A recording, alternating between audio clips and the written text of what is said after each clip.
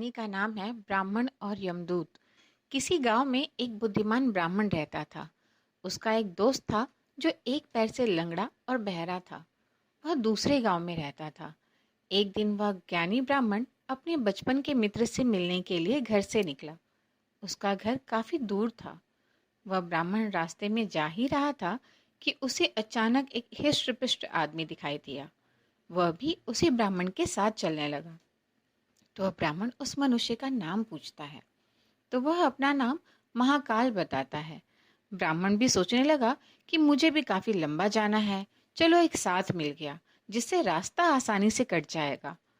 अब ब्राह्मण और महाकाल दोनों साथ साथ चल रहे थे कि अचानक एक गांव आ गया। तब महाकाल ने उस ब्राह्मण से कहा कि तुम चलो, मुझे इस गांव में थोड़ा काम है, मैं अभी आ रहा हूँ। थोड़ी ही देर में उसी गांव में रोने की आवाज आई कि किसी बुजुर्ग की मौत हो गई थी। थोड़ी ही देर में महाकाल उस ब्राह्मण के पास आ गया और बोला कि चलो। फिर वह ब्राह्मण उस महाकाल के साथ चलने लगा। थोड़ी दूर जाने पर फिर एक गांव आया। तो महाकाल उस ब्राह्मण से बोला कि मुझे इस गांव में थोड़ा काम है, मैं अभी आ रहा हूँ। थोड़ी ही देर में उस गांव में आग लग गई। वह ब्राह्मण सोचने लगा कि यह आदमी जहां जहां जाता है वहां पर कोई न कोई घटना जरूर घटती है। इसलिए उस ब्राह्मण ने महाकाल से पूछ लिया कि भाई तुम कौन हो।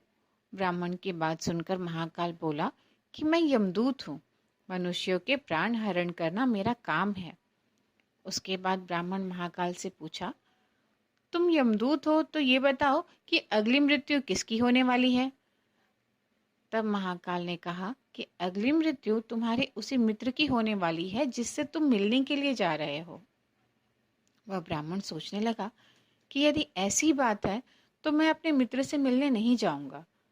महाकाल ने ब्राह्मण से कहा कि तुम जो सोच रहे हो ऐसा कुछ भी नहीं होगा, होनी अटल है, इसलिए होकर रहेगी। थोड़ी देर में उस ब्राह्मण ने देखा कि उसका मित्र उससे मिलने के लिए चला आ रहा है। जैसे ही उसका मित्र उस ब्राह्मण के पास पहुंचता है, हार्ट अटैक होने के कारण उसकी मृत्यु हो जाती है। इससे उस ब्राह्मण को बड़ा पछतावा होता है। वह ब्राह्मण उस महाकाल से पूछता है, अच्छा ये बताओ कि मेरी मृत्यु कब और कैसे होगी। तब महाकाल ने कहा, तुम्हारी मृत्यु ठीक 6 महीने के बाद दूसरे राज्य में फांसी लगने से होगी। ब्राह्मण फिर अपने घर गया और सीधे अपने राज्य के राजा के पास गया और ब्राह्मण ने राजा से सारी बात बता दी। तब राजा ने राज्यसभा में यह सवाल सबके सामने रखा और तब उस राज्यसभा में यह फैसला लिया गया कि यदि ऐसी बात है तो वह ब्राह्मण इसी राजमहल में 6 महीने तक रहेगा। राजा ने ब्राह्मण के लिए राजमहल में ही व्यवस्था करवा दी। धीरे धीरे समय व्यतीत हो रहा था। उस ब्राह्मण को नींद में चलने की बीमारी थी और यह बात उस ब्राह्मण को नहीं मालूम थी। जिस दिन उसकी मृत्यु होने वाली थी, उसी रात्रि को ही वह ब्राह्मण राजमहल से निकलकर दूसरे राज्य के राजमहल में जाकर रानी के शयन कक्ष में जाकर सो गया।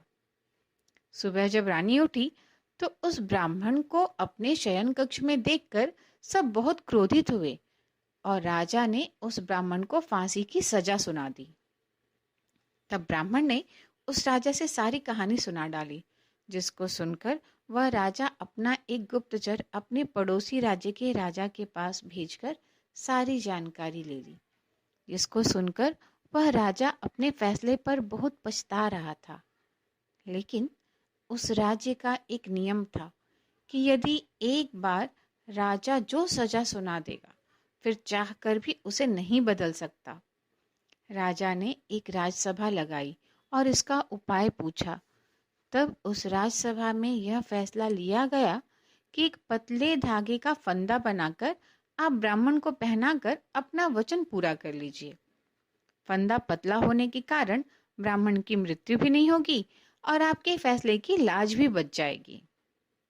तब एक पतले धागे से फांसी का फंदा बनाया गया और उसके अगले दिन ब्राह्मण के गले में डाल दिया गया और फंदे को खींच दिया गया।